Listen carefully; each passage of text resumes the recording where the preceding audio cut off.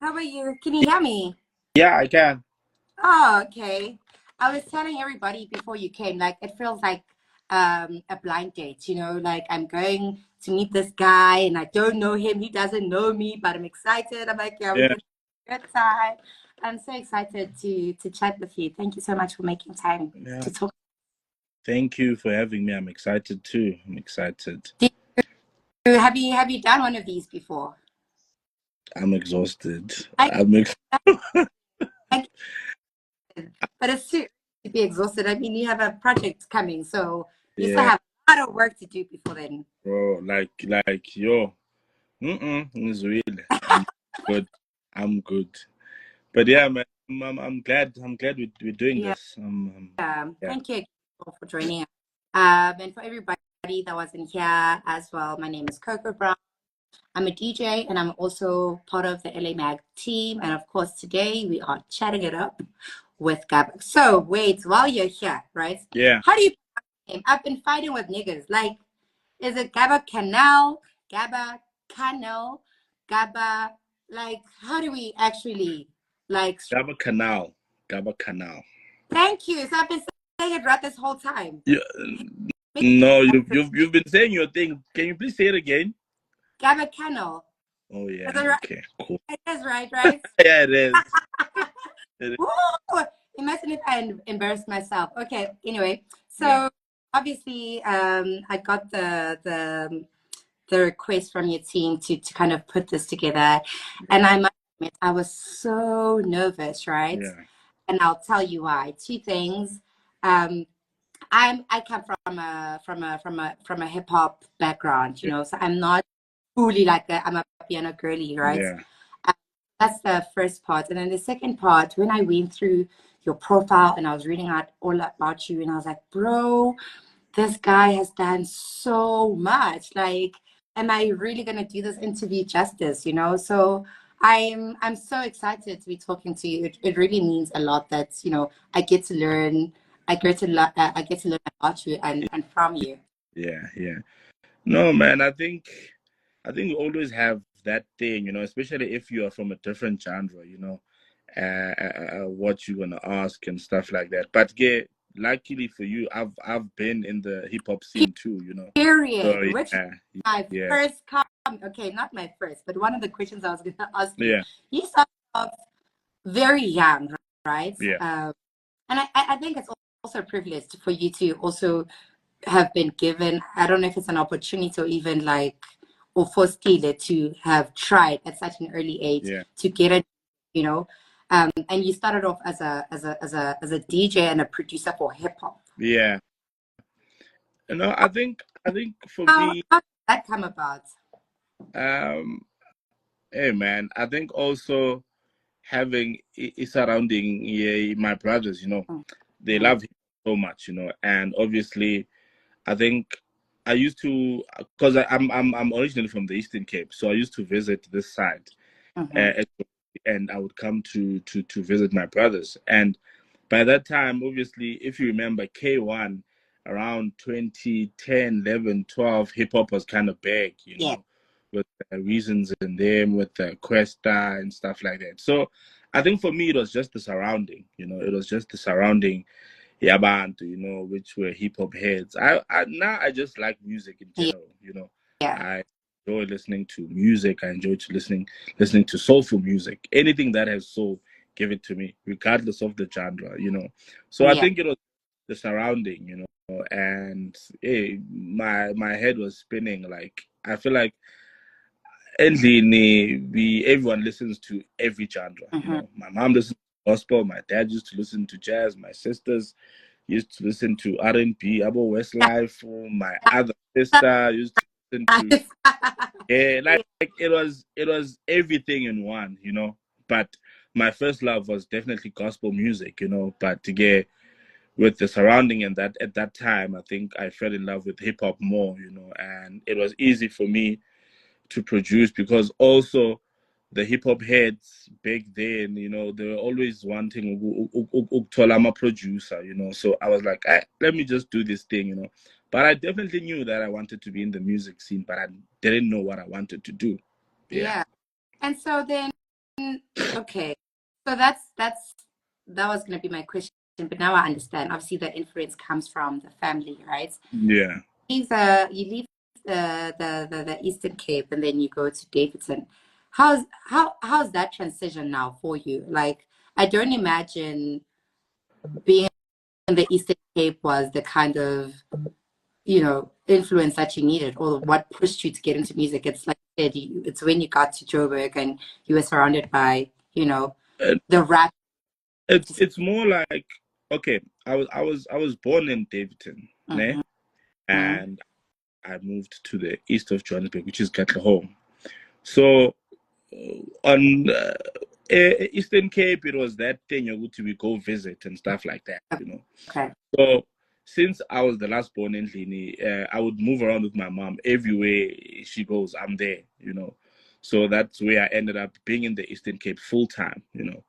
And I think for me, that's where everything started because luckily my mom was able to take me to a Christian school where I learned how to play the musical instrument, which is piano, you know.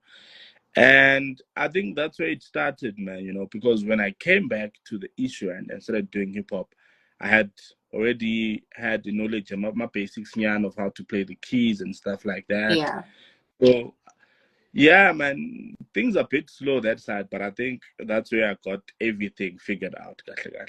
And then at what point do you now decide, okay, cool, this hip hop thing is maybe not working out for me. Let me explore and try, a different sound. Um, yo, I think man, in the hood, man, produce abantu, you produce for people, but nothing is moving. Mm, Like nothing is moving. Like I didn't move to a different genre because of anything, but just seeing the guys not pushing enough, you know. yeah. That was it, you know. And yeah, man, I felt like, you know what, so I'll get rich dollar like in production, you know. But it was a swift move for me because it's not like I stopped doing hip hop, like at all. It Mm. was no, I'm just experimenting with this sound, you know. And yeah, man, it just happened, eh? It just happened, but fully get hip hop. I think 2 years down the line, Mangala producing a different genre. Yeah. And like, would you say if given the chance, you would try your hand right now?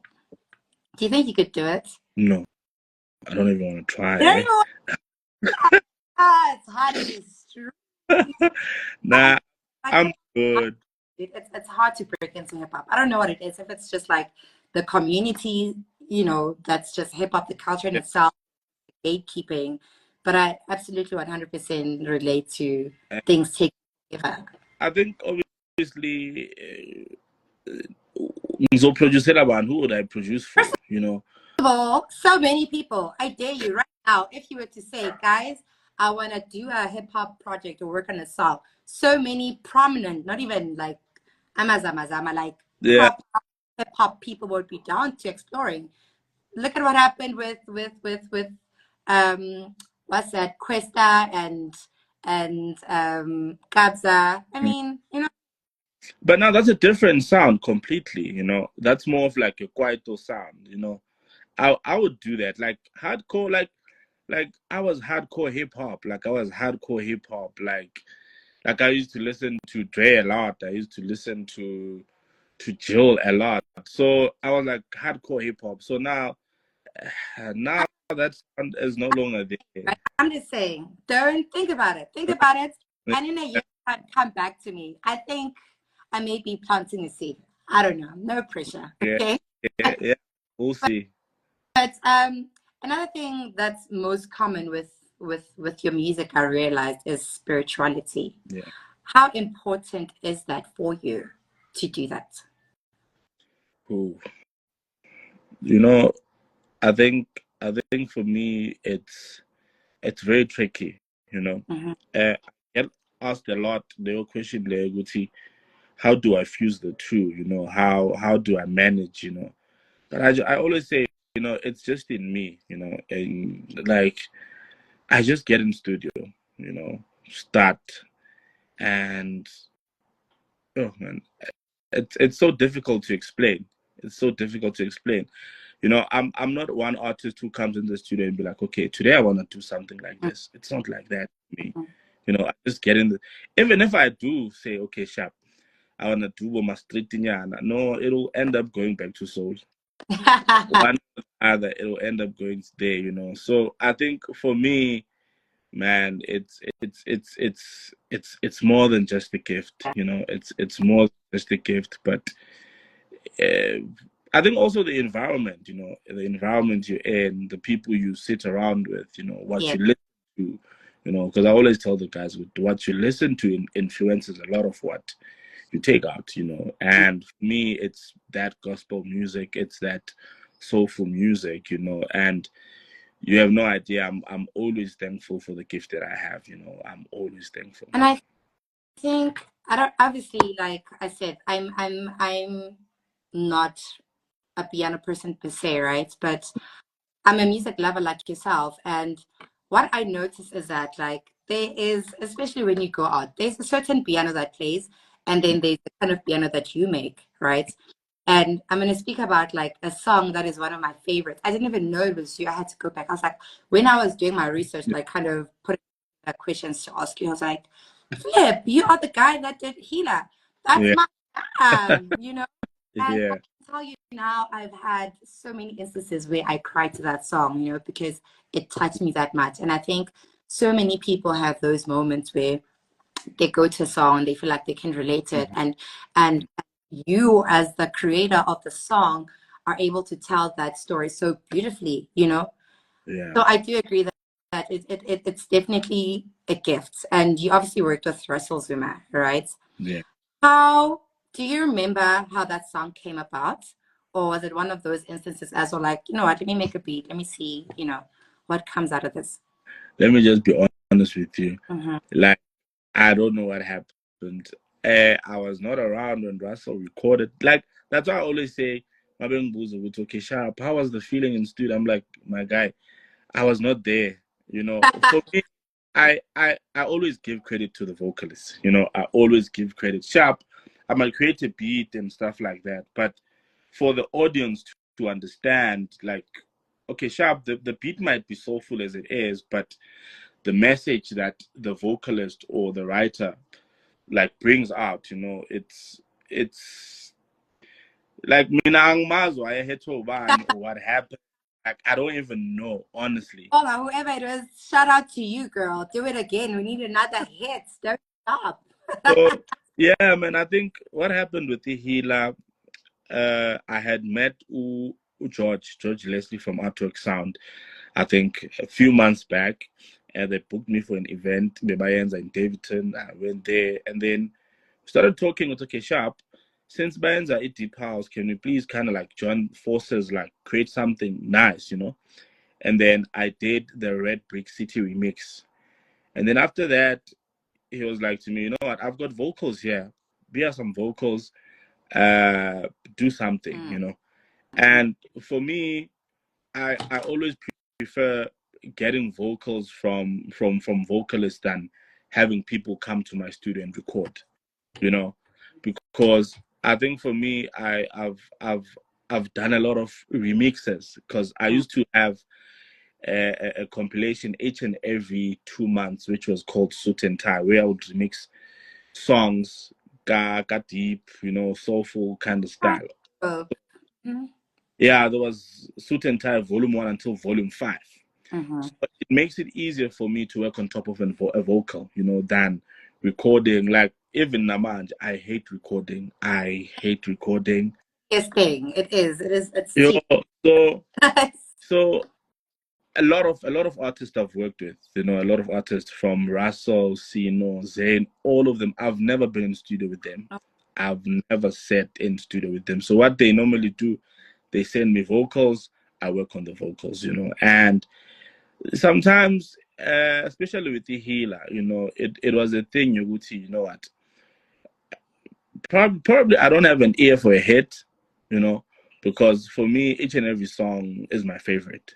I never had that thing with okay, fine. This one is gonna be big. With okay, sharp. This is gonna be a nice song. Definitely a nice song. But Uguti is over a hit or whatnot. I didn't know. I don't want to lie. I still don't know even now. Uguti songs that I produce which become big where how that happens. Exactly. It's surprising me every time. So so and did the song, sent it to George, to a point where the first time I met Russell was when we were shooting a video healer. That was the first time I met Russell. Are you serious? That was the first time I met Russell Zuma. Wow. That's a story, because my next question was going to be, you guys have done a lot of songs together. You even have an EP together. Yeah. It feels like you guys have a special relationship. There needs to be a certain not loyalty, but like chemistry between the two of you for you guys to keep, working. I think we understand each other's sound, like it's weird even with you. We stay in the same complex, the same estate, but we've never been in studio together. Guys, has albums now. I'm speaking for the people of my country. You guys, if you guys literally stay in the same complex, I need not excuse, guys. Like, what's the reason? We should have more than just I'm a feature. One thing I appreciate about the relationship myself, Russell, and George have. Yeah. And I think it will teach a lot of vocalists or producers, because now there's this mentality that goes around. If I did a song with you, ne, and it works for me, ne, now I have responsibility to it balance. Like if I blow up now. Oh, if Gaba jumps on a Coco Brown song, then Coco owes Gaba a hit as well, type of thing. So the reason why definitely we will work on music, but not gunning, because Russell has his own brand. Yeah. I have my own brand, and stuff like that. So, and I always advise people to let it be like that, If Ngenze Ihila no Russell, and then me and my team didn't do justice in terms of milking during that time, it's not Russell's fault. If Russell didn't do that, it's not my fault, because at the end of the day, we do a song and then let's go our separate ways. Now, where do you go to make money? How you gig and stuff like that, to a point where I've never been in a gig nor Russell together. We've never. No, guys, excuse me. Like, we've never. But how come okay, you are the DJ, right? So I feel like, if anything, you probably have more control over whether or not it happens. How have you not made that happen? No. But now to understand, Russell comes from a deep house era. Okay. Healer was Russell's first piano song. Okay. Interesting. Interesting. And that's why most of his sound or his stylist Dumayo, when it comes to his albums, is the deep house style, the Coco style, the artwork style, So probably I could say okay, sharp. Me now on the piano side, I've got him, that's it. And then obviously even the past album, the previous album, Miyake, I think he has like 3 piano songs, and then the rest it's deep house and all of that, Hectic. Like I said, I told you earlier on, I'm learning a lot, guys. Yeah. This life, guys, we are learning together. Also, if you have any questions for Gaba, I've now learned it's Cannal, so I was right, Gaba Cannal. If you have questions for through, guys, we can both see them. Okay, all right, as we proceed. So speaking of, I love that though, and also like you're saying, it really isn't your responsibility to be making sure that the people that you've worked with are making the most of the opportunity, because ultimately the songs that you make with whomever are songs with you, with whomever. So they have the same responsibility somewhat to carry, you know what I mean? And it's a big problem. Like, it's honestly a big problem where artists kind of like feel robbed. Uguti Uban Ban is blowing up, but I'm not blowing up. But what is he supposed to do to make you blow up? It's also not your responsibility to do that, right? Exactly. Yeah. Exactly. So So I with what you're saying, like even yeah, if like I'm hoping it does happen again that you guys have a project together. But like you say, he also has his own brand, yeah, you know. yeah. So I love that. Okay, cool. What do you think, right? And you obviously have insight because you are a DJ and you're a producer and you own a record label. Mm-hmm. What do you think the secret is to making a meaningful song, or like an impactful song rather? Yo, guys, there's no formula to this. For me, there's no formula to this. What I always say is that, okay, this advice I'm gonna give out. It's so weird, Guti. 2010, when you're starting to produce and stuff like that, you like inboxing people, celebrities and stuff. And then Hey, and then I I inboxed Black Coffee 2010 or 2011, and and surprisingly he responded. It was like, get a production software, either FL Studio and whatnot. In 3 or 4 years, you will be good. And that's what I did.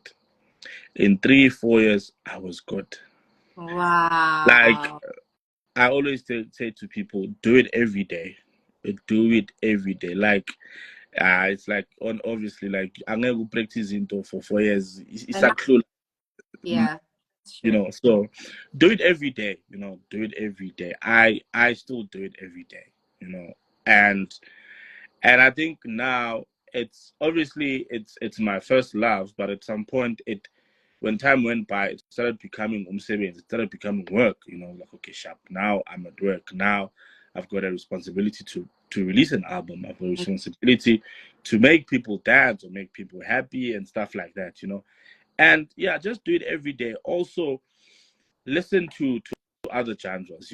Explore. Explore. I'm not saying Yeah, move piano, but just explore.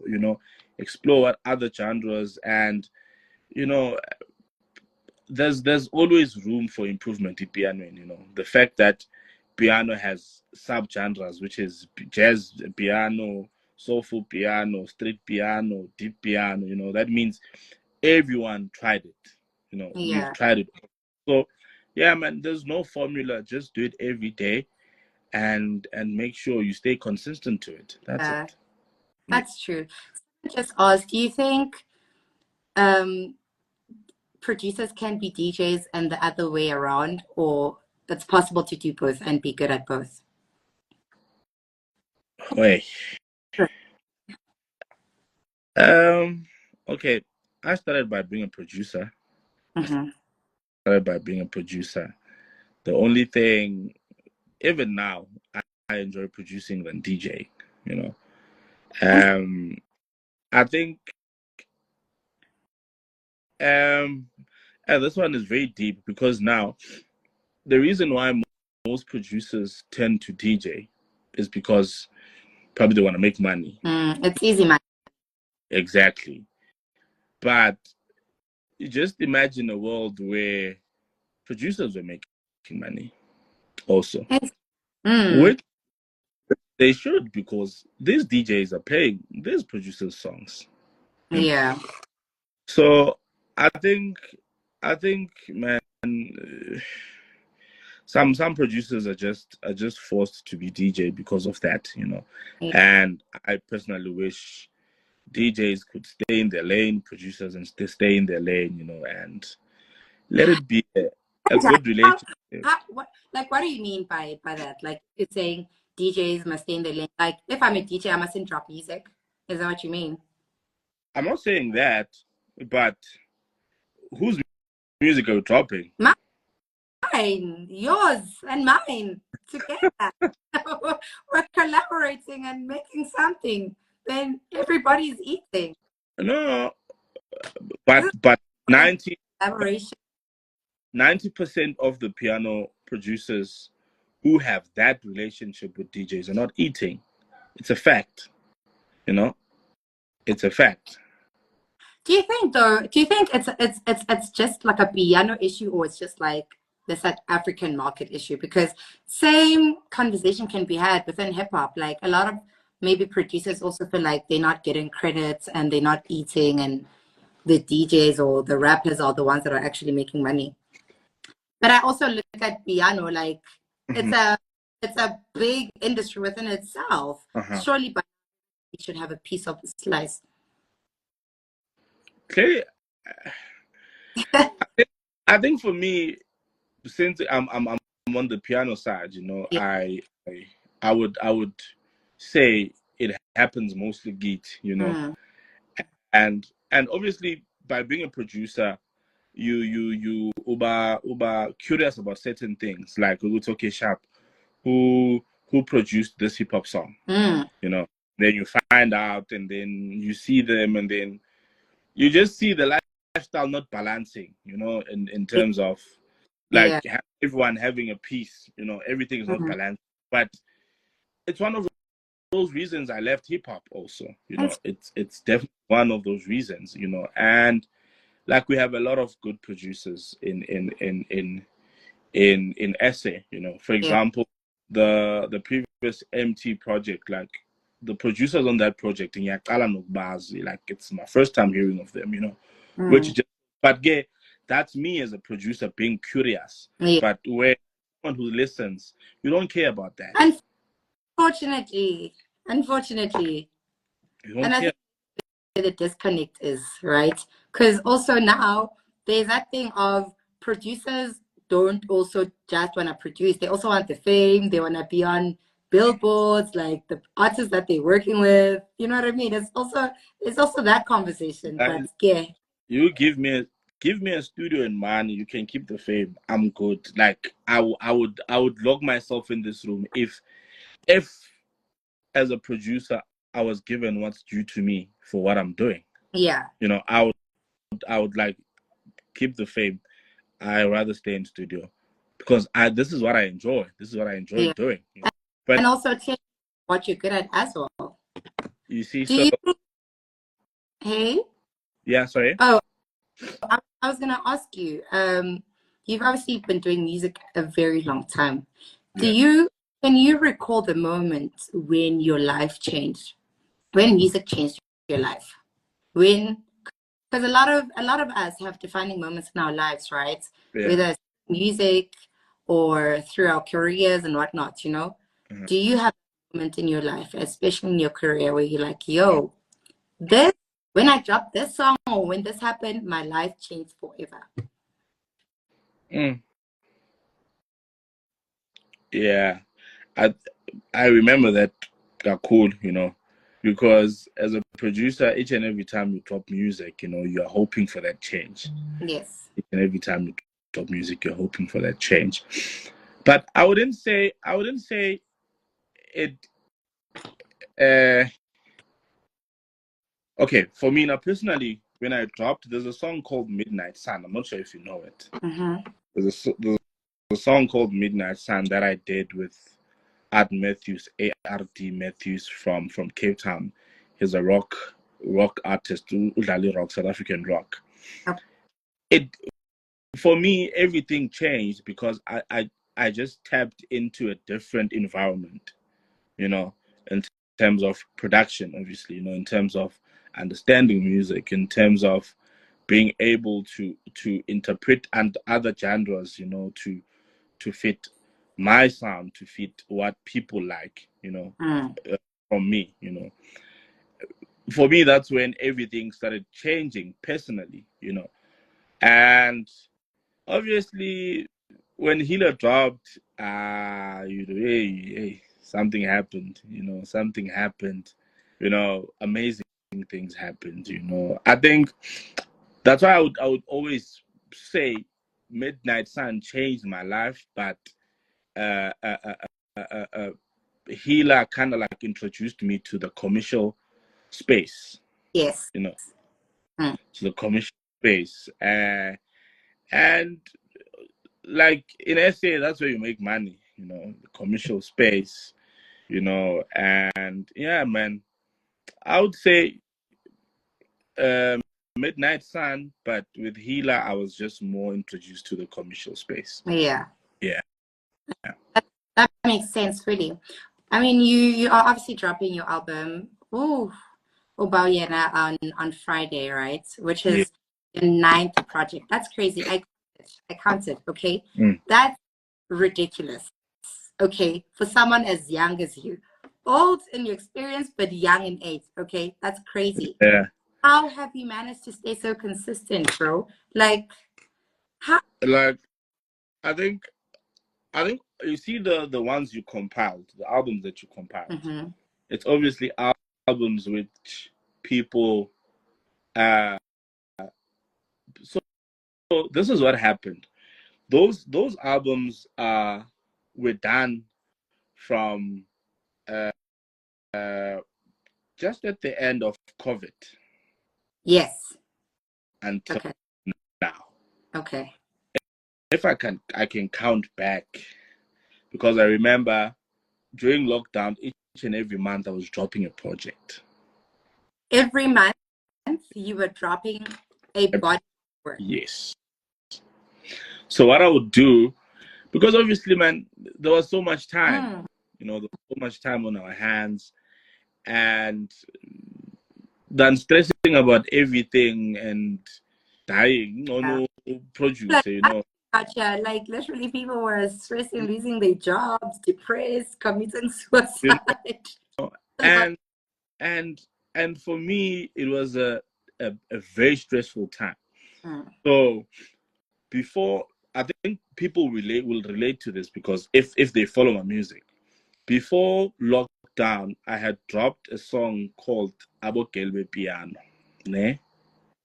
And I remember after shooting for that video, for that song, that's when I got my first Eastern Cape booking, because I've been booked almost everywhere, but never in the Eastern Cape. Wow, that must have been like a full circle moment for you. It was. And then immediately when I came back from the Eastern Cape, the following day, the country closed. Hectic.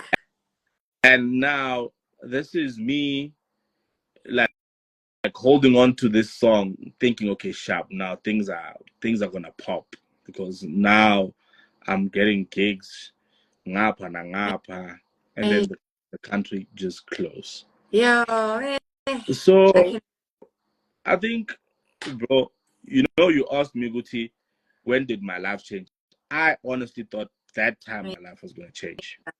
Yeah, because you had a life up to that moment. Exactly, you know. And next thing, the country closes. Now we're back to square one. And remember, back then, it was so hectic to a point where each and every camp, each and every hub, piano hub and hub, was fighting musically. Everyone was releasing music left, right, and center. And I dropped a lot of albums during that time, to a point, Oguti, when the country opened, the albums you mentioned, people started noticing, okay, Sharp, this guy is doing this. And that's from. Because we're also playing the songs, I guess. You know, and I think that was the right time for me to build a catalog. You know, I built a catalog that time. And one of the songs I did during lockdown was big, which is, I'm not sure if you have Kushu Kush. Yes, I produced that song during lockdown. Oh, what? Guys, clearly I know a lot about piano that I'm giving myself credit for. Yeah, no, you do. Yeah. Yeah, man. And during that time, that's when also I did Ingimnandi with Bushle, you know. So yeah, man, I think, man, the energy to work that time was just too much, you know, because we had all the time, you know, we had all the time. And I was like, you know what? When this country opens, definitely there should be some movement going on. And you were really, it was a blessing in disguise because then when everybody else was trying to figure out what the next move is, you were creating and laying foundation for what would later come. Exactly, which comes to the thing I was saying at the beginning, which, you know what, just work every day. Just do it every day. Every chance you get in studio, work on it. Definitely. So speaking of your albums and your bodies of work, I searched for Abundance and it's not on any DSP. Well, it's not on iTunes for sure. Why? Yeah. Oh, you know, so this is what happened. When we started this piano thing, you know, it was just music for mixtapes, just music for Amapiano and stuff like that, you know. Yeah. And when some of the guys, not the ones that are doing piano, when I think about Takapo and them, you know, they were releasing music on DSPs, but DSPs were new to us, Yeah. you know. So, and the other thing, I don't know, man.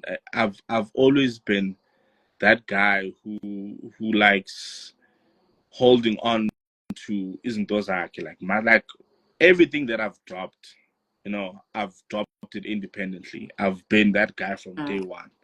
I You love know. that. So after I did Abu Dance EP, it took me like a year, Uguti, to find the right information with OK Sharp. How do I put music on DSPs?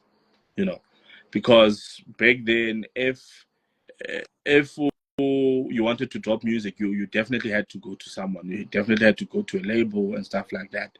And I just wanted to drop music on my own. I wanted to be that label. I wanted to own everything, you know. So it took me like a year and a half to start up my company, you know, get a distributor, you know, register a company and all of that. Yeah. So time I was done with that, hey, the songs were gone. Like, I don't know if I messed up my PC or Oh whatnot. my word. As in you actually lost him? I lost everything. The masters of the songs? The masters, Oh, everything, oh my word. you know. And I was like, no, That's man. stressful. Back then, it wasn't.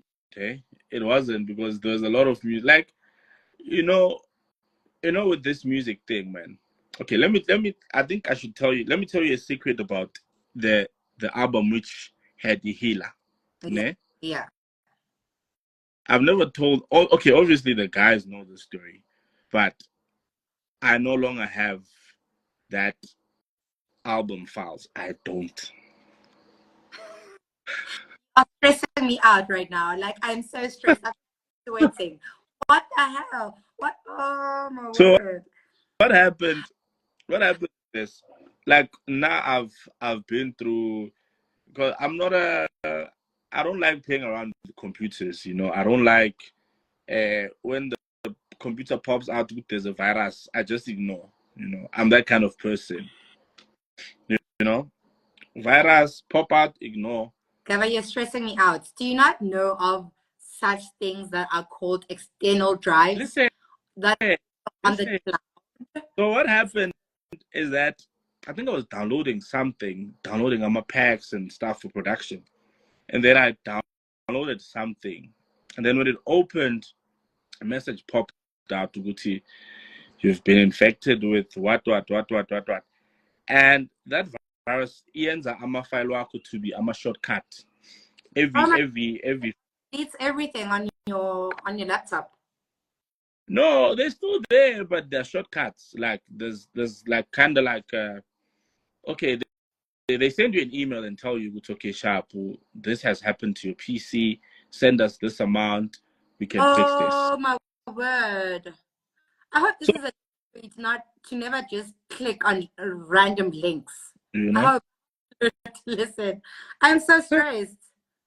and then send through the money. The guys dololo. nothing, you know. But luckily for me, I'm one guy, Uguti, when I'm done producing a song, Yeah. the song in two parts. It's the MP3, it's the wave, it's the zip file. Yeah. Yeah. So when I'm done with everything, I just wave, zip, MP3, and then it saves. Yeah. So me, I have the wave files, MP3, zip. So even if bangafuna ukwenza with the healer, I've got the perfect things so that anything can happen. But the files, the startup files, they're gone.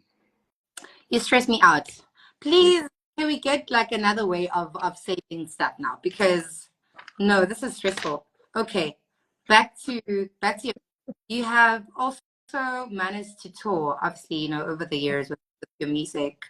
How's that experience? Because I imagine, the people abroad and especially outside of South, like in Africa, it's a completely different world, right?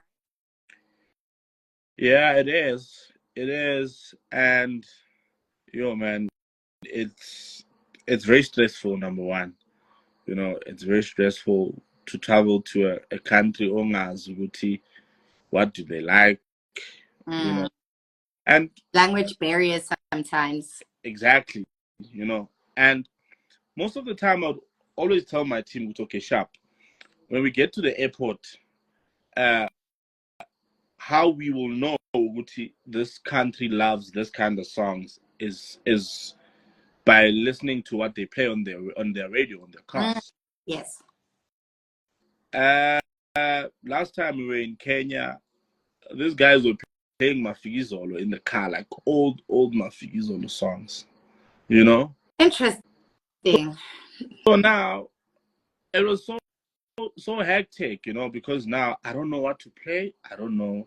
Because now I've done so many songs. I don't know if they are calling me because they like Hila, they are calling me, or they like Mini Yonke, or they like Teta Nabumfundisi, or they like old album and stuff like that. But obviously, when you get to the clubs or deep within the hood, that's when you understand it's okay, sharp. These people are updated, in terms of music and stuff like that.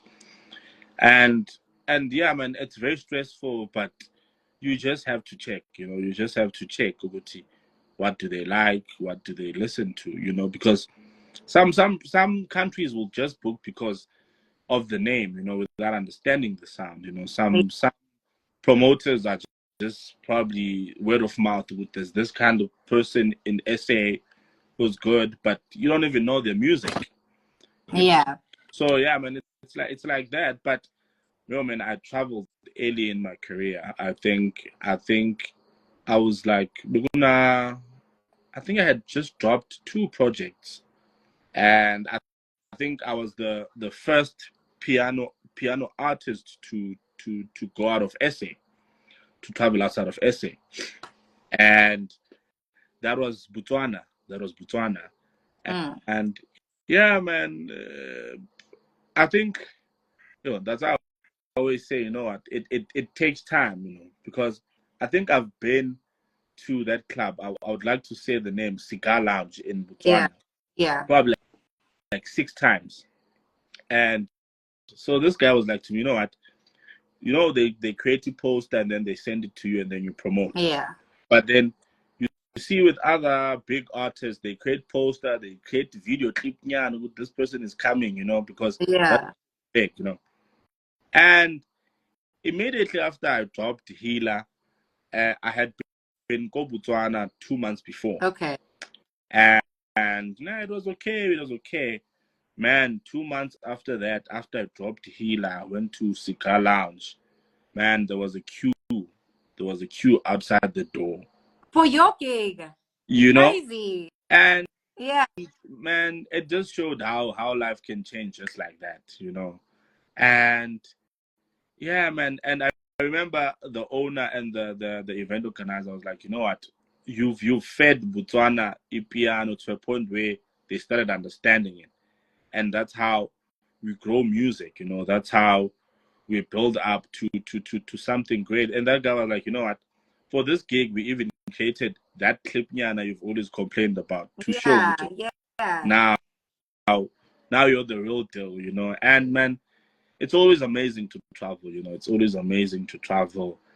And yeah, man, it's just amazing. But I feel like I like SA too much, eh? I Because like it's different. South Africans are different. The vibe is different. The it. language is different. Yes, Like, it is. you know what I mean? And also because I think the sound is appreciated Yeah.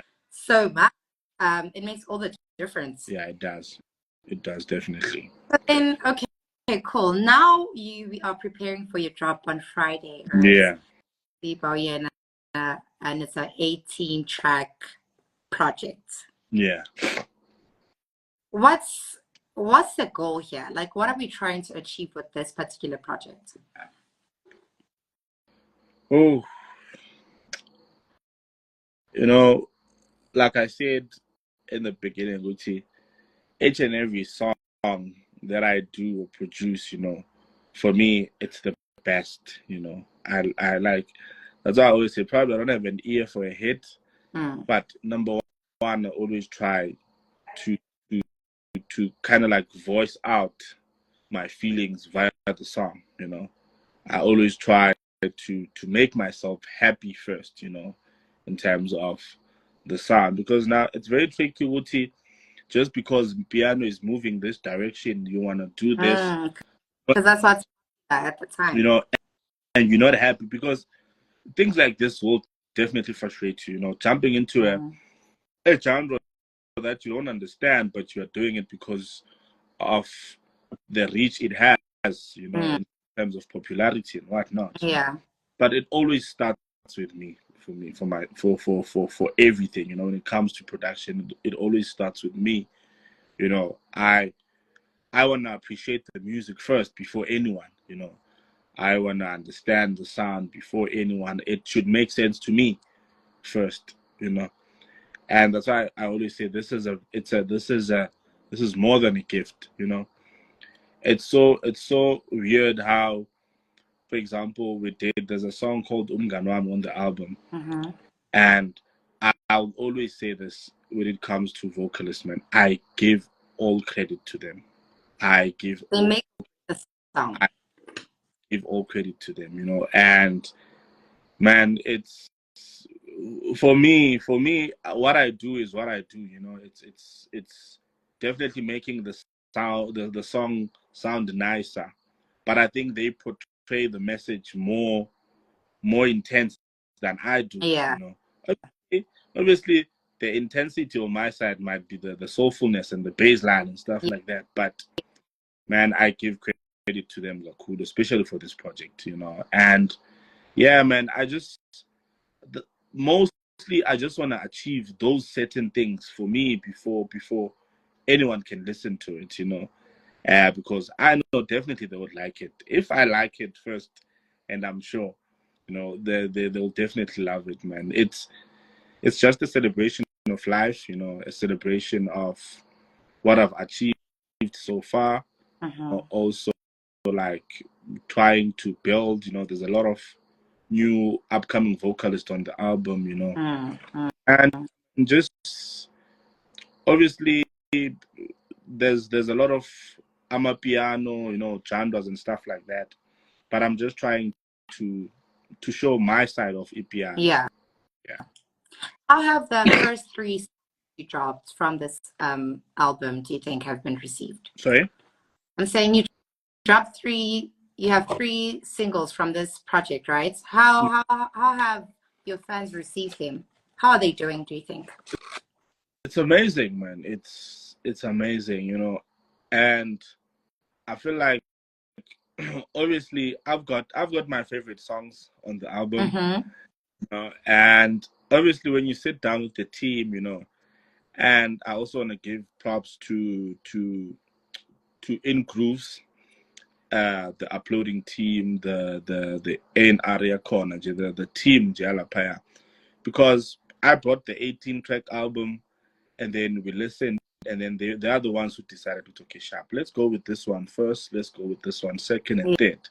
Yeah. You know, and just because obviously there are certain songs on the album which people have been waiting for, since beginning of the year, Mm. So it was more of, okay, sharp. Let's not feed them what they want. Let's first make them listen to these songs that are new to them, besides the ones that I had on clips and stuff like that. And the response has been amazing. The response has been so amazing to a point where some of the songs I didn't even think people would receive them like this. So yeah, man, it's been amazing. Both three singles have been doing amazing. They're topping charts on playlists and stuff like that. I love that. And we just shot for the last single we dropped last week, which was Umganwami. And I think it's premiering tomorrow on Channel O. So yeah. You mentioned just now that you some new artists on your song. Why on this project, right? As a producer, well, not even a producer, but as like a record label, how important is it for you to introduce new talent? It's very important. I think that's how we grow. Like, not to say ukuthi asisasebenzi nalababanye, but it's always good to have a fresh new sound, a fresh new voice, each and every time. I think anything that comes out with something new or someone new, unexpected, we like that a lot in SA. We like that a lot in SA. I always say, what? Look at how big are the songs that's this year, and most of those songs, it's new artists, it's new vocalists and stuff like that. And yeah, man, we understand the OGs and stuff like that, but it's very important to just bring up new talent, and also to teach, because some of them are just hungry for this, but they don't know how the ins and outs, Yeah. the ins and outs. And I face that a lot, I face that a lot where artists are a bit big-headed or difficult to work with, but at the end of the day, if the vision is there, if the love is there, I always say, what, we might have fighting and then there with upcoming artists, but I understand how they feel. I understand how they feel. Because you were once one of them at some point as well. Exactly, but I was not that big-headed. But yeah, Yeah. So yeah, man, it's very important, man. I think at the end of the day, if you are there and you are recognized, definitely pull someone up. That's how the game goes. That's how the game goes. Do you think, honestly speaking, right? Do you think streaming numbers matter?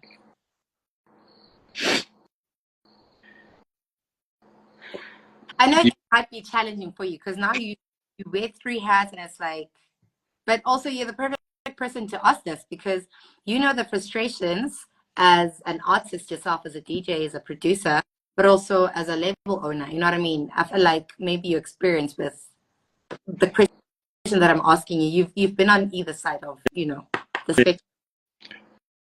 So you said, do streaming numbers matter?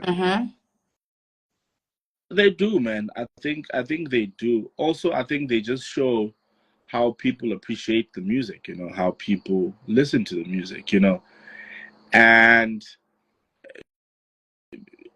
I think for me,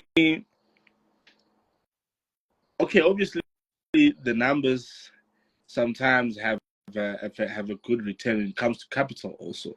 Yeah. So yeah, man, no, they do matter. They definitely do matter. And I think also looking at how brands are or how artists are, there are some artists who, if you want to have a feature now, they should look at your numbers, Hey, struggle. I know that so well.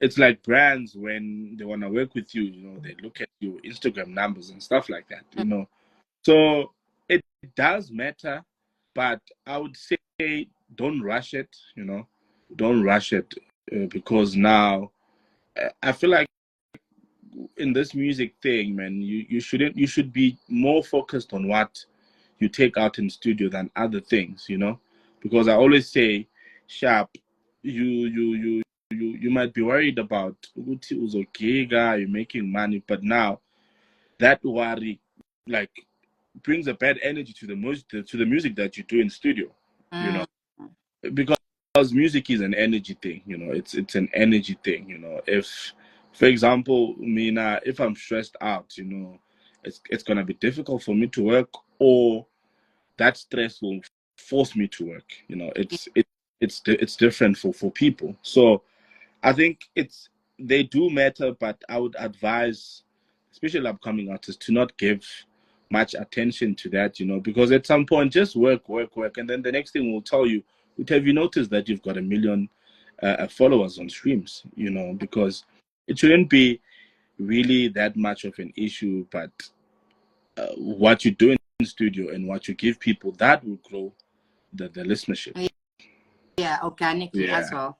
I think also the fans do that. Like, I'm asking this because I think artists generally, you go and you work and you hope that a song will be successful, obviously because you've created this and it's your intellectual property and your creativity and all of that, right? But I think it's mostly maybe the fans over the years that we've seen kind of make streams like kind of a problem and an issue. And I think when I look at things, it's I don't believe they matter. Mm-hmm. Because I feel like it also discourages artists from dropping, you know what I mean? Because they're like, okay, Gaba dropped a song and it had 1 million streams in a month, you know, am I gonna be able to attain those? And am I good enough now? Am I creative enough? Am I, you know? But that's the thing, we cannot run away from that. You understand? Guys, Because now I think you know, for me personally, if something is not going according to the way it has to,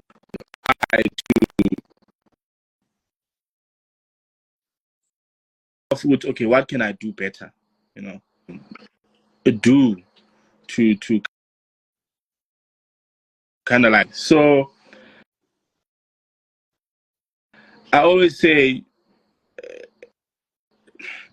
man, they do matter. They do matter because I yeah. This conversation. for me, it's also a push factor. You know, it pushes you. You know, it pushes you. Like, obviously now I see a lot of artists who have bigger numbers than me. You know, and give me, because I understand how it works. You know, it's more like a goal now. It's okay, sharp. If I could do this and then I could reach this, but also just find a way with okay, sharp. Probably this is what I'm not doing right and stuff like that. It's like, it's Instagram, you know, are you posting more good content? Are you posting videos? Are you posting pictures? You know, for example, with me for the past year, I've been working, no problem. I've been working with my team has been giving me like a photographer, you know. For example, I work with Tido as my photographer, you know, and I've seen the change in terms of followers, you know, in terms of how clean the profile is, you know, in terms of the engagement and stuff like that, you know. So, man, those are things we can't run away from, you know. It's there, you know. You can't tell me just because now you have 100 or 2,000 listeners, then you're gonna give up. No, it doesn't work like that. Probably, I'm a bit harsh when it comes to being patient. You know, probably I'm a bit harsh. You know, because like literally, Hila dropped 10 years after I've been doing this. You know, 10 years. That's a long time. You know. And I see with the guys that I work with, you know, the fear, you know, it's there. The fear with okay, sharp. Is this project gonna be accepted the way, you know, and stuff like that. I still have that fear, but back then I was one person with okay, sharp. They didn't accept this one. Let's move on to the next one. Yeah. You know, let's try again. Let's do this and this and this and this. And 10 years down the line, it happened, and that doesn't mean it stop. speaking of your consistency and hard work, you got a summer nod, right? You were nominated for a summer in 2018 for the work you did with that crack, right? Yeah. What would you say in your many years of being in the industry? What would you say your greatest achievement is to date? Ooh.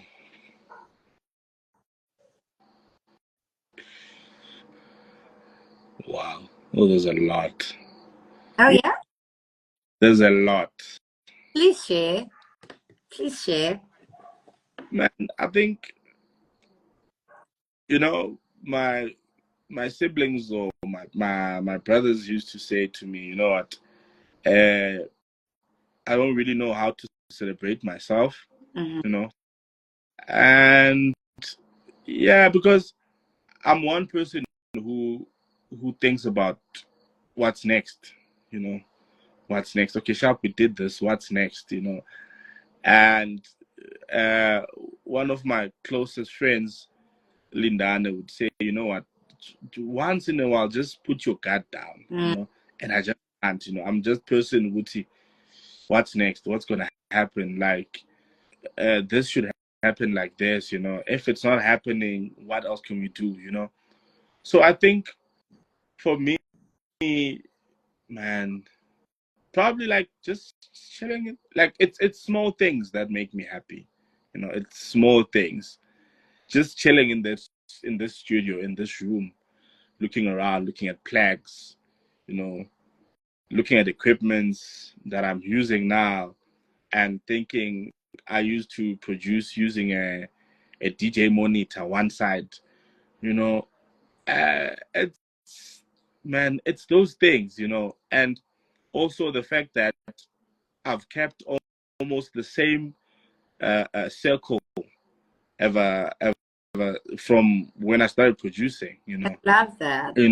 I love like seeing the guys, working, seeing the guys chilling, like it's small things, man. It's definitely small things for me, it's just like that growth, that like being able to take care of certain things, being able to take care of family,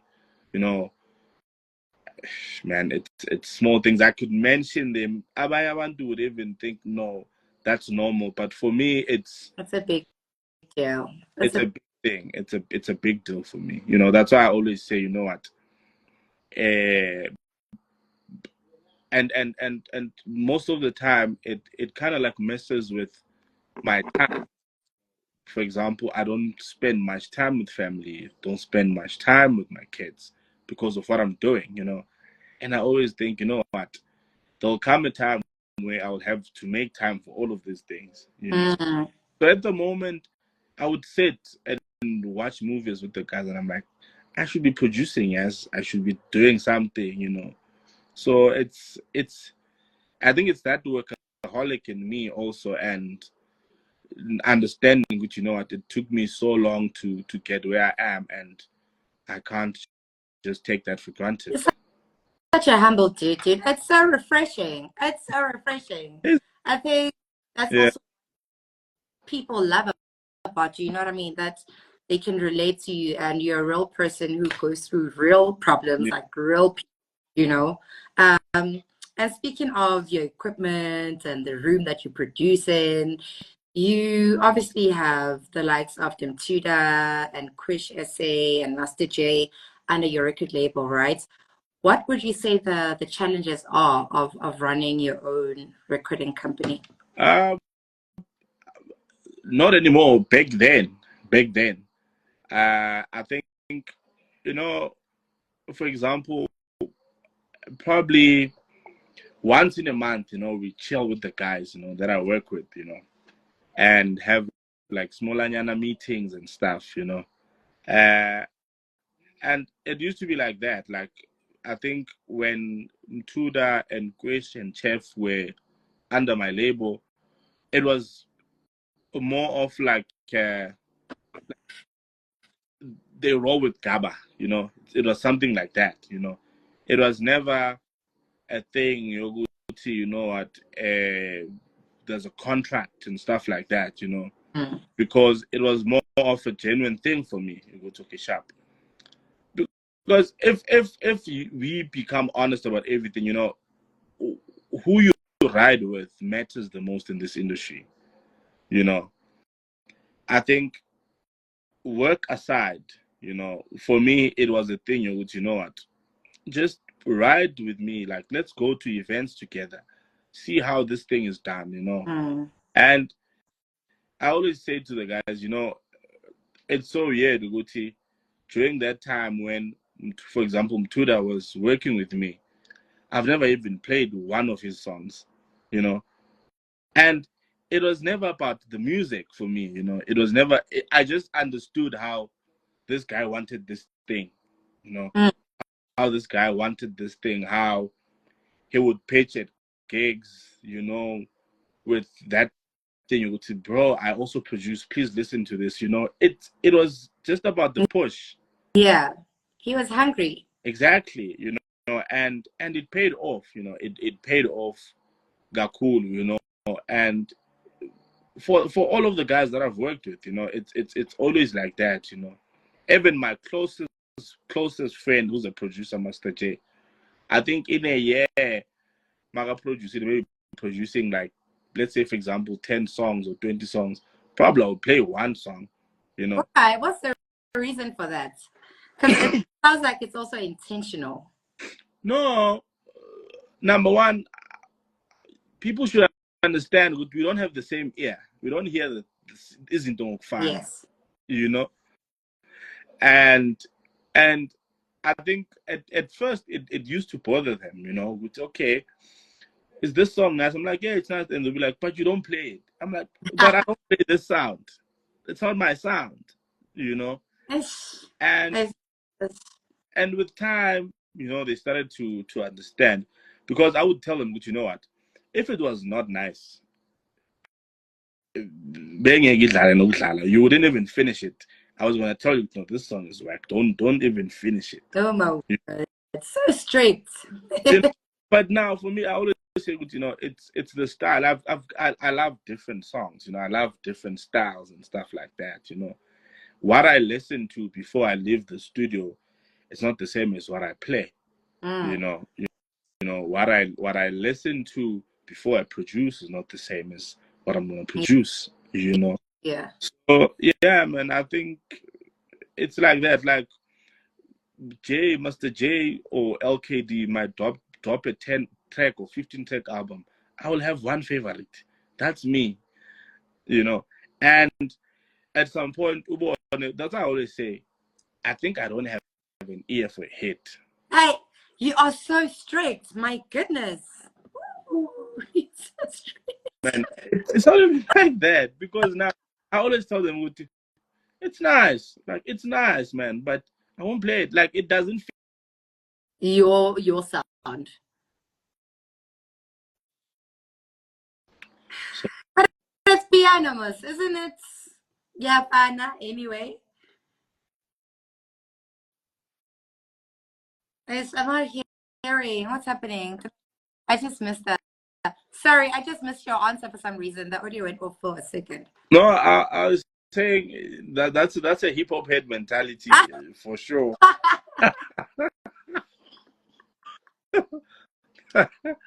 So I'll take that. I'll take that. so yeah, man. I think it's different, you know. It's different, you know. But yeah, you know, the guys are no longer working with me anymore. Like Home to the Quish, and but we've very good relationship, you know.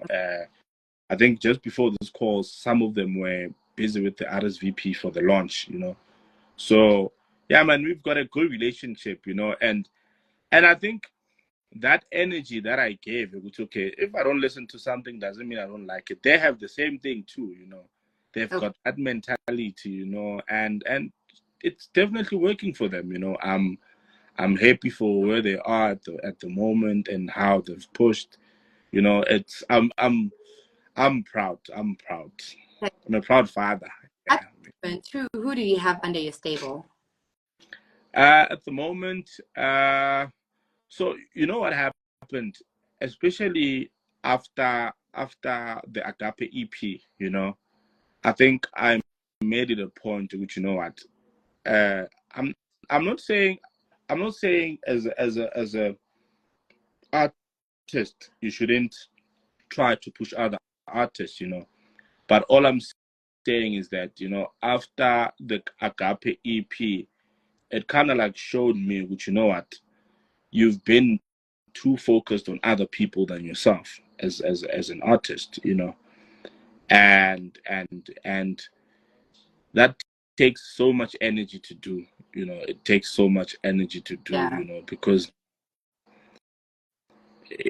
man, it I think after that album, a lot of things felt refreshing or different. Where now the team was like, you know what, just forget about the backseat for now. Let's just focus on you, as an artist. Yeah. It's very difficult, it's very exhausting, it's very draining to deal with artists. It is. It, I mean, look at what happened with ish. Again, a hip hop reference, nah, guys. Don't I I easy. made it clear from the jump. I'm a hip hop girl who is Yeah, just a lover of music. Okay. yeah. Okay, like I think it's what you're saying is and it's relatable because you look at all the artists, recording artists who have labels, like the likes of Casper, KO, everybody complains about the same thing. Like it's hard to manage artists as a recording artist yourself. It is, because now uh they need the same attention I need too. Mm-hmm. You know? and Mm-hmm. and and let me tell you one thing. We might have a team, okay, that deals with my things, which automatically means they should also deal with the guys' things, the artist Yeah. things. But one thing you should understand with me, Nakal, I have the best interest of the artist than the team, because the team is here for me. Yeah. It's not for them. Yeah. You know, the team is here for me, not everyone. You Mm, know, mm, mm. so you now have to push that mentality to, okay, sharp. There's also, it's not me alone. See, you are exactly where I want you because my question is gonna be also as a recording artist that Mm. is technically competing with the artists that are signed to you. How do you, as a stable, prioritize, artists? I Because think, now, uh, if you are dropping, Coco is signed to you, and Coco wants to drop, obviously, naturally, you are gonna be more prioritized. no, I think for me, we don't do the same sound. You know, we don't do the same sound at all. You know, and man, it's as in Izinto, it's not even about who's a priority or what. It's about also now being able to think, okay, sharp. It's a year now. I dropped beginning of the year. This one dropped mid-year. Then Gaba has to drop end of the year. It Mm. can't be a thing you would now you want to drop. It doesn't make sense. But if you have that mentality, then you can go use it somewhere else, but not here. Not under your shit. You know, because now it's a thing you would, okay, sharp. Let's say si dropa ngamavik. Let's say I'm dropping first week of Jan. Yeah. Ne? That means each and everyone should support the first artist. And Yeah. second week of Jan, everyone should support the second artist. Yeah. Ganjalo, ganjalo, ganjalo. If All of you guys compete for Song of the Year. then we take it home. Whoever takes it, we take it home. Because one thing for sure, man, I think there's so much to do. There's so much room also to feed all of us. Yeah. Obviously, people should also understand the worst of it all is the strain financially that comes with it. Yeah. The financial strain that comes with it. And obviously, I'm an independent artist trying to help others artist, which means everything that I do comes from my pocket. Mm. So definitely they should understand with Mango, for example, hey, my brother, we can't drop this thing because there are no funds. Yeah. You know? It's like that. Like, I feel like at some point, even with majors, man, it's either you in or out. It's either you listen or you don't listen. But if you don't listen, you go somewhere else. Thanks, guys. That's rough reads, guys. But it is what it is. Like, we give each other a chance, you know. We give each other a chance. Okay. And for me, I'm always this guy who's okay sharp. Once you can drop 1-2 projects. After that, go do your own thing. Yeah. It's always been like that, you know. It's always been like that. Sharp, and might be a reference of that. Okay, sharp reference him and certain artists you've worked with, you know, because each and every as if I know I did for example Baw'Yena, and then there are certain artists you like from that album and I work with them, but abagwas they don't know you. You understand? So that's where this thing of rolling together helps, you know. It's okay, sharp. No, the lady I was with last time, wants to work with you. 100%. You know, yeah, like that. You know, we pass each other certain things, but now just because I had, for example, Russell Zuma in my album, and when now you want to have Russell Zuma in your album, it doesn't mean that you guys are going to take out Hila or whatever. Yeah, the chemistry. Exactly. You know, and sometimes you now also understand why a lot of vocalists are very picky and skeptical about doing features, because features can break them or build them. Yeah. You understand? So yeah. Hey, Unsima, guys, it's rap clearly. Do you think Amapiano is as tricky as hip hop is though? Because hip hop is hella tricky, like.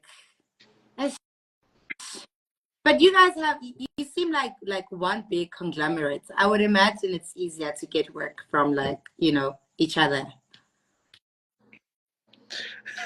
You know, I think. And then bring you back to the drama we were trying to avoid earlier on. No, I think one thing about the piano, I always tell people, Nguti, I'm not saying we're fighting, but umuntu nomuntu uzinakela indaba zakhe. You know, you're doing your thing in your hub. I'm doing my thing in my hub.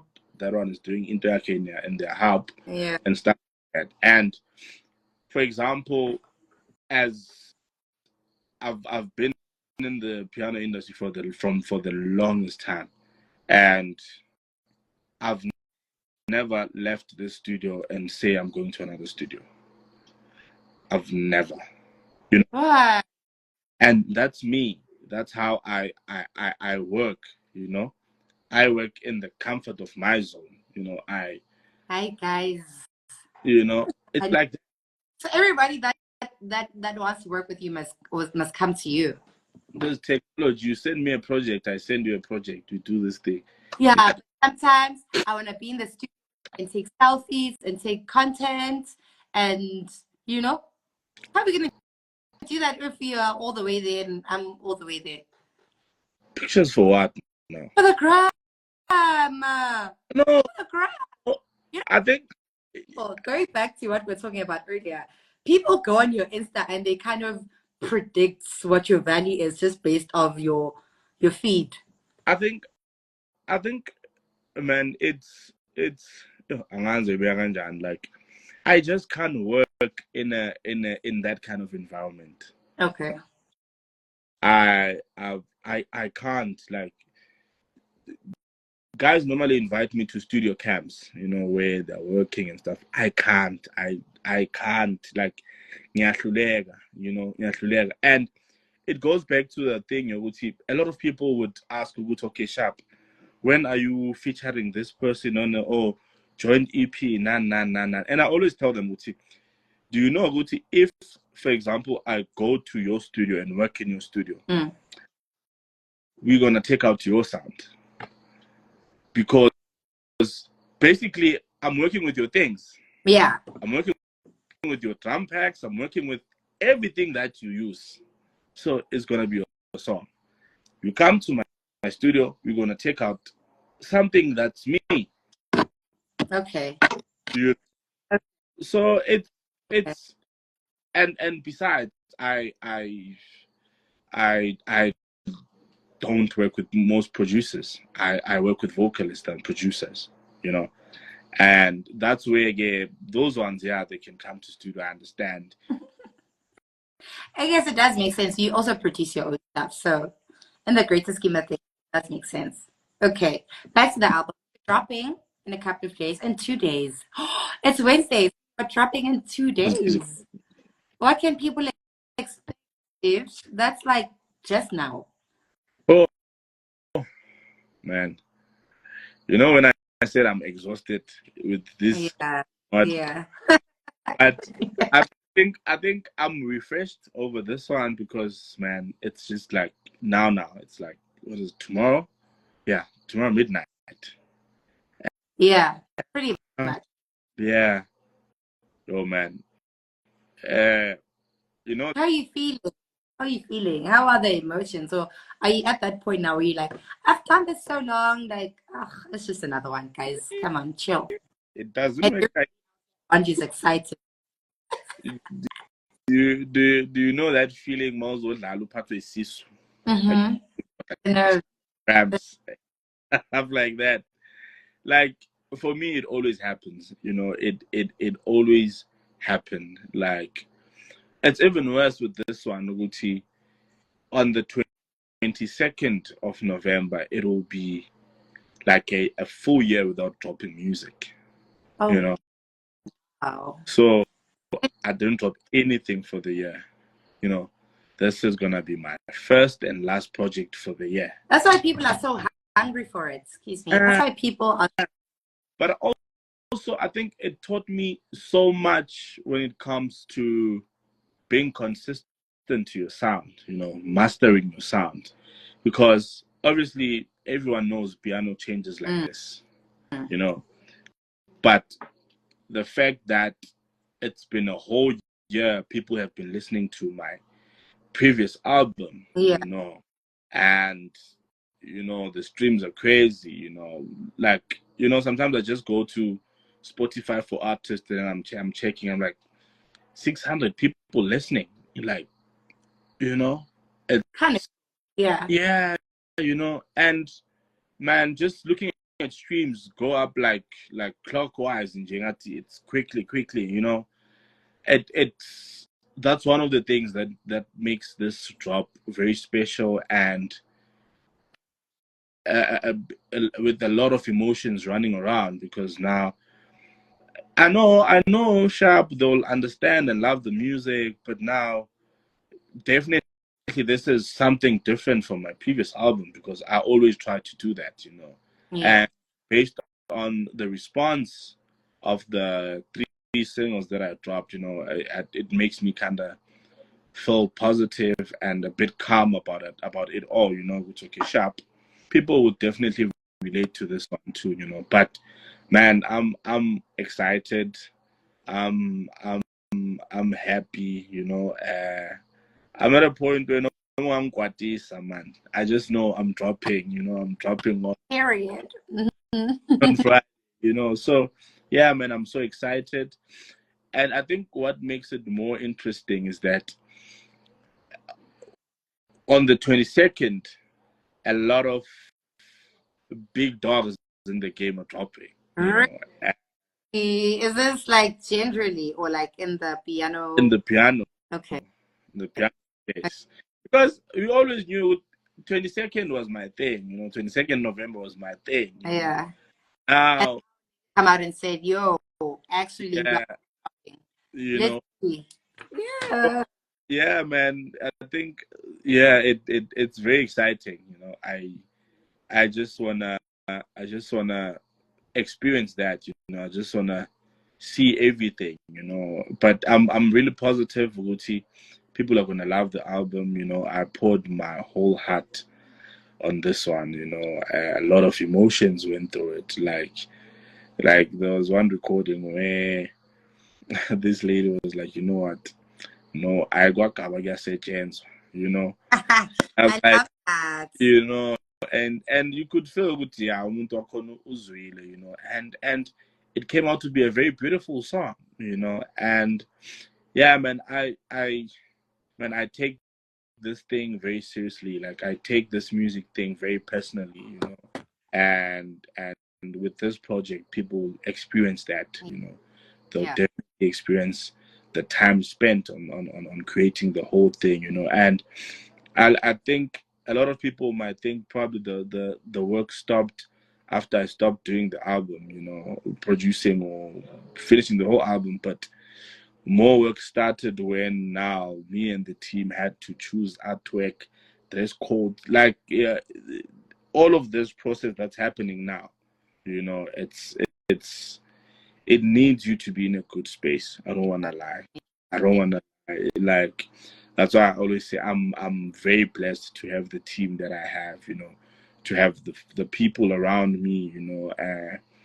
Who guide me, advise me, and stuff like that. Like my family. It's a whole package, man. It's definitely a whole package. It's definitely a whole package, and obviously all of them being around me, also trying to make me be at ease, about almost everything that I'm doing music wise, because they know how I feel about this thing, and they know, once I'm offish, like nothing will come to light, basically, Yeah. I mean, I give props to them, the team, the guys, everyone around me, and yeah, man, I'm really excited. And this is just a celebration of everything that happened 2024, Yeah. So Turn yeah, up. I'm so excited, dude. And just like judging from everybody's comments as well, I think everybody's just anticipating what yeah. it sound like, I'm gonna ask a few questions. Excuse me, guys. I don't want to interrupt Gaba while he was speaking. Yeah. Someone asked, which do you think is your best album? Best album. I've got two favorite. Uh, Visionary Episode 1 and Great I Am. Okay. Yeah. Then someone, Luyanda, asked, can you ask him to share some light on how to grow your network within the music industry? Network, ne? Mm-hmm. Guys, if me as an artist already, I'm always locked up in studio. Mm-hmm. It's you. I might say you're asking the wrong person, but I'll answer to the best of my knowledge. How it works. I think there's something I used to say back then. Uti, the reason why I work hard is so that certain things come to me than me chasing them. You attract them, you manifest. Exactly. And it's been like that, man, for the longest time because of the work that I've done. Uh, I think my work speaks for itself than anything. Yeah. And yeah, man, I think networking, it's very different in this piano industry, one thing for sure. And when they say piano is a lifestyle, they don't play around. So you One thing. actually actively be intentional about going out and meeting Exactly. people. Yeah. Exactly. You know what my close friend Ulinda Anebutle's manager says all the time is like, go out during the day. Go Yeah. out during the day. Sharp, you can go because I'm one person who's like, okay, if I'm done with gigs, I can go out. Yeah. I wouldn't like literally dress up and like we're going out now. No, I can't. It's very difficult for me. I've had that mentality for the longest time. I only go out when I have to go work. Mm-hmm. But Mm-hmm. then this friend of mine taught me, which you know what, during the day is how you Yeah. network. Because just think about it. You are at booth. Booth is so dark. Like good people are drunk, all that.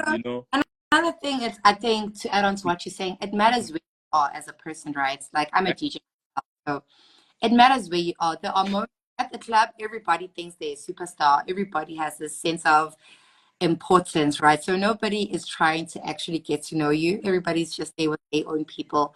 So that's not also the best time to meet someone and create a relationship. Like I'm telling you, if you have a conversation nomuntu ebunandi that, hey, I'm gonna call you, you're gonna wait for that call. It's not gonna happen. It's not gonna happen. A week, bro. How many times has that happened? So yeah, man, I think grow your network, like go out. Like we as Amapiano, you definitely know the hotspots during the day. You know, you definitely know the hotspots during the day where we chill and stuff like that. You know, even if, because for example, Amapiano is a lifestyle. They also mean in terms of dress code and whatnot. You know, don't you think? Also, speaking of the dress code piano, don't you think that's a hip hop thing, though? Yeah, no, it is. Guys, It is. You just. I don't want to sound like a hater, but thank you, guys. Gaba Cannal is agreeing with me. Piano lifestyle is very influenced by hip hop. Okay. You had to put it out there. No, Okay. I think 90% of Amapiano producers listen to hip hop. 99% to say 99%. If you could go to what was their last song they listened to besides the piano, it will be hip hop. Yeah. I think it's the other way around. Even I listened to, I've now started downloading like piano playlists to like cleanse my palate and whatever. So I understand that fully. Yeah. Okay. Someone asked, why the switch in production from beats like Gelbe piano to simple clap and had four links to the deep house side? I think it's just the change, man. It's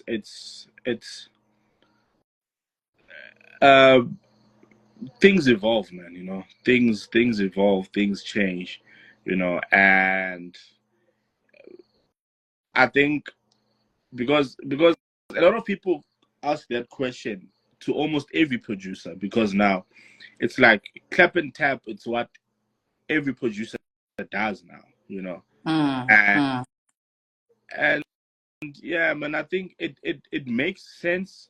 You know, at the moment, and people are enjoying it. You know, I feel like people shouldn't be afraid of change. Yeah. I think, guys, you can't say the same person. Even Drake and all doesn't sound the same as Superman, for instance. For example, do you know, Uti, a lot of piano producers, the OGs, people don't know now, stopped doing piano when Do TRP introduced the log drum. Why? What's the reason for that? Was it too commercial? Not really. I think we didn't really have. Someone is calling me. I think understand it. Yeah.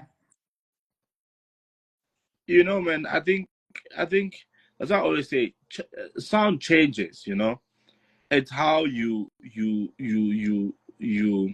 tackle it on your own terms and how you produce it. You know, because one thing for sure, each and every piano producer uses, okay, 90% of the time we use everything that everyone uses in the piano industry.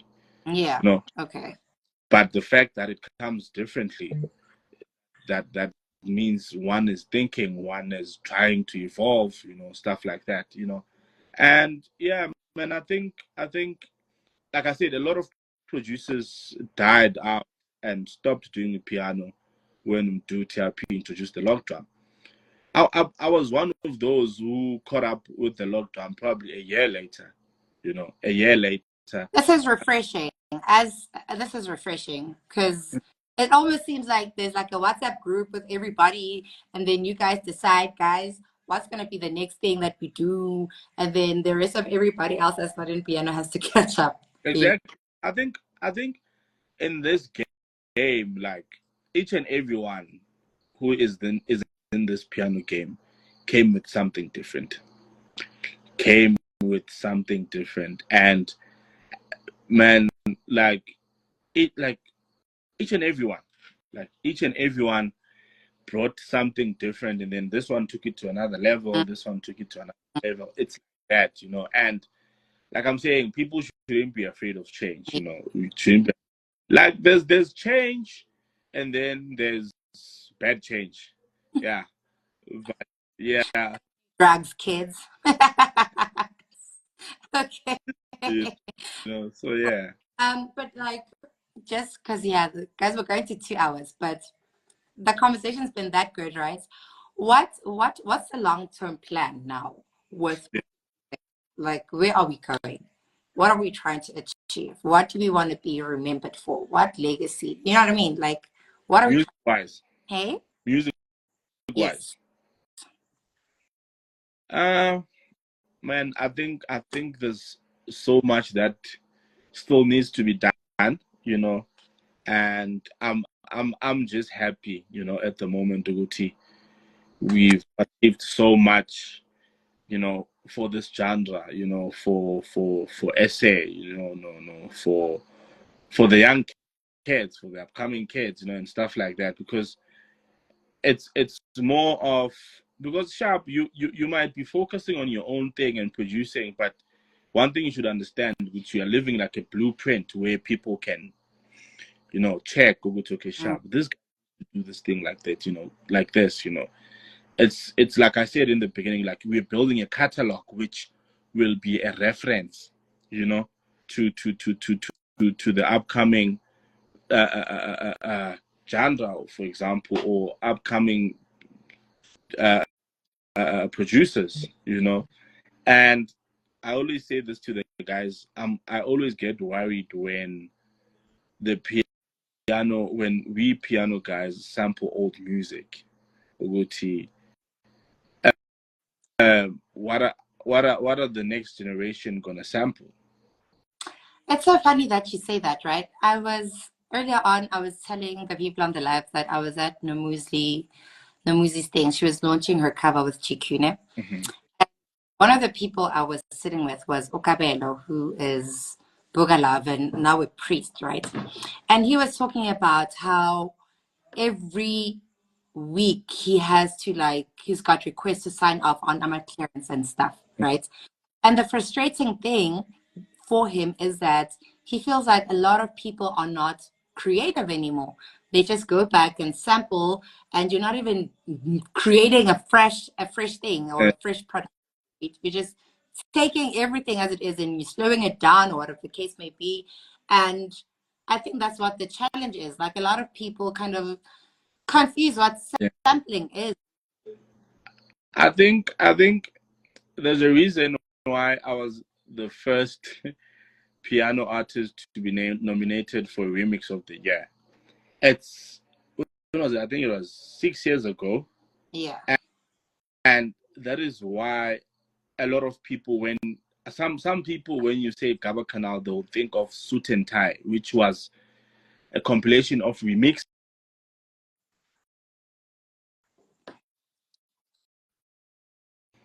But I would remix things like, I don't know how to explain Aranjan, but it was completely different. Sharp, there's for example, quite a remixes, you would like take something from the old song, like probably sing along and stuff like that. Like, Yeah. I would completely change everything to like a new track, which kind of like made it easy for me able to work remotely with artists who just send out a cappellas, because I'm used to that remixing and stuff like that. So nowadays, like, producers just slow down the song. Get better, guys. Creativity up. That's what we need. Hold on. Exactly. There's a question. Yeah. There's a question. Sorry, you can go on. There's a question that I saw I wanted to ask Yeah, you. we can do it. Someone said, when is the EP with Zay coming out? It's been 2 years since the announcement. Definitely next year. No, it hasn't been 2 years, guys. We announced this thing 2 months ago. How? As a 2 months, are you guys playing me? What's happening I here? think I've been working with Zayn for 2 years. Yeah, Yeah. yeah, yeah. But it's coming. It's coming. I think also Zayn was trying to kind of like work around with different artists, build relationships, with producers and stuff. Because definitely as a vocalist, once you plan your own EP, for example, your own album, you should definitely have.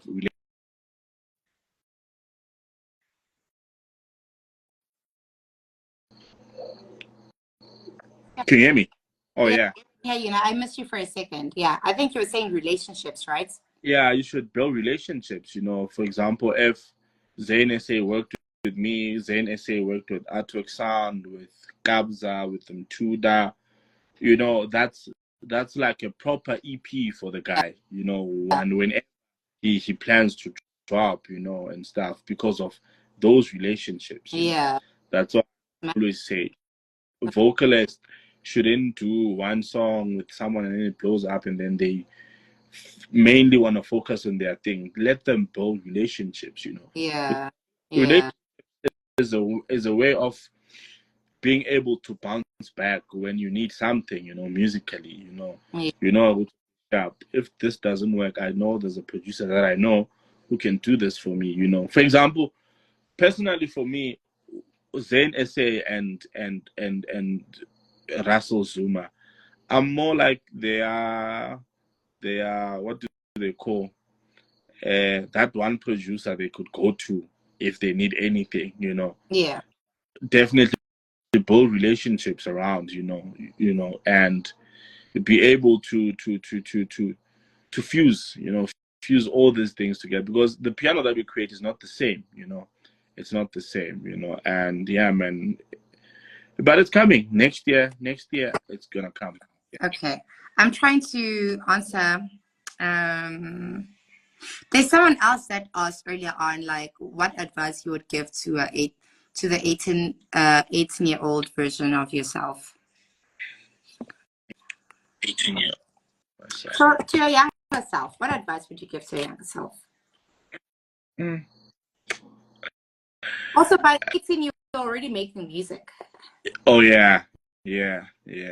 I think I think I would say you should have attended those music classes, because when I went to a Christian school, Yeah. I used to miss a lot of music classes, especially piano classes. I literally I used to fail music. I used to fail music. And look at you now doing it for a living, eh?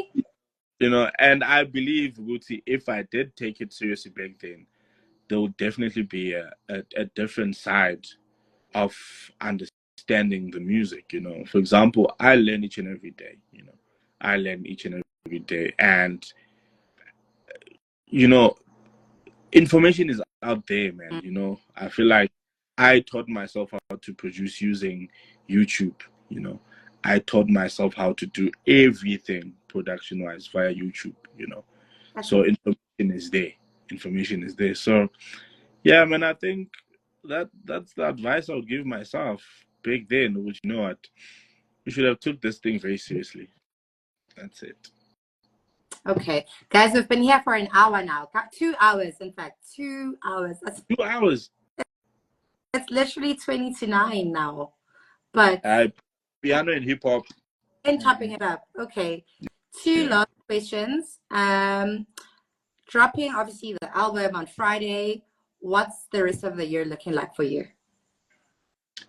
Man, I think as we've planned the whole rollout, man, I think it it it might be almost 12 months without dropping music. Mm-hmm.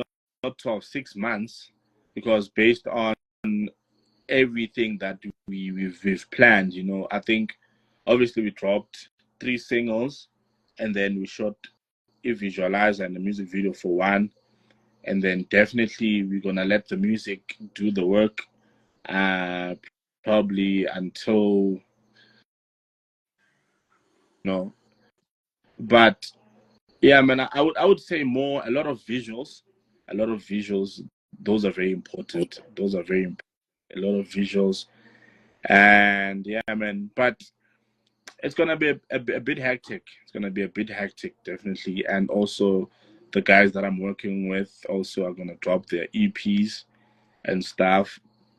So you see, even this one here, Zane, it's not promising if it's gonna be next year. So, Oh my word, but guys, please harass him there, and he's in his DM.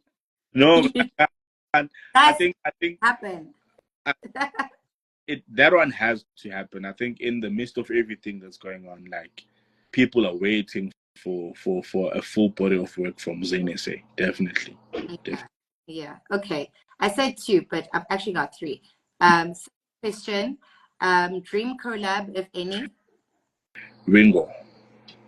Ringo Majingozi. That is interesting. I think Ringo and who's this guy?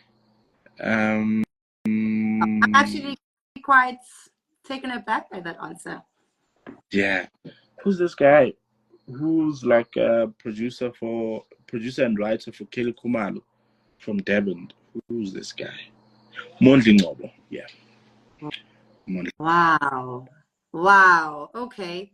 And then very, very last question, last words. What would you like to say to everybody, your fans, and just like people who are waiting to see what's next with you? Firstly, I would like to say I'm so grateful for the opportunity, to be able to create music, in general. I think there's nothing else I would have done besides music. When I look at it, Kahle, I'm like, you know what? That has to be This is definitely a calling, and also, man, I think people have accepted the sound very in a good way, and yeah, man, like the reception of everything that I make, it's amazing. I always say to the guys, it's so weird how I'll be chilling here in studio alone doing something and whatnot, and then save it 2 hours. I'm at a gig, I'm playing it, people are dancing like they've known this song. That feeling is overwhelming. It's overwhelming. And yeah, man, thank you very much, guys, and appreciate the support. And yeah, man, I hope you guys do enjoy the album. 22 November, our tradition, it's coming out. Baw'Yena. yes, and that's a wrap, y'all. Thank you so much, guys. Thank you, Gaba Cannal, for hanging out with us. Like I said, I came here with such good vibes, just eager to learn and get to know you and chop it up. This is definitely the longest live we've done. I'll tell you now, by far. And a lot of these, I've interviewed a lot of people. I've done a lot of these lives. This was by far the longest and the most. I had so much fun with you. Thank you so much for making time and hanging out with us. Thank you for having me. And yeah, man, it was beautiful. I liked it, and I'm done with live interview. This was the last one. Yeah, man. They mustn't do anymore. Yeah, no, I'm exhausted, guys. Like I think even coming here, like we were at some place fetching banners for the launch, and I'm like, guys, traffic is killing me. I'm rushing so that I can sit in that chair and talk to someone again. And as he said, I hope I made it worth your time. No, it was. And it's so weird. On your side, you are saying the questions. I can't see nothing. I don't know what's going on. You can't see questions from your end. The last thing, the last thing on my chats here is when I said we are good. Nothing at all. Honestly. Weird. But Okay. it's a good thing, I think. Okay, yeah. My big boss is saying they're going to be at the launch, so definitely we'll be catching up with you. Yes. I want to ask a personal question. Okay, this is mine. Ne? Yeah. What's your favorite song at the moment? And then we'll wrap it up for real, guys. For real, for real, Favorite for real. song. You're on repeat. Ooh, man, it's a gospel song. It's a gospel song. Like, I think each and every month I've got a favorite gospel song, piano song, jazz song, reggae song. It's like that. Okay. So which genre? Okay, what's the gospel song? That was the first answer. It has to be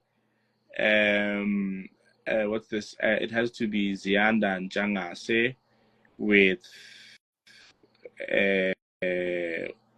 no, it's a new song. I forgot the name, but okay. It has. Yeah, it has. You also said you listen to soul. So what's your vibe where R&B is concerned?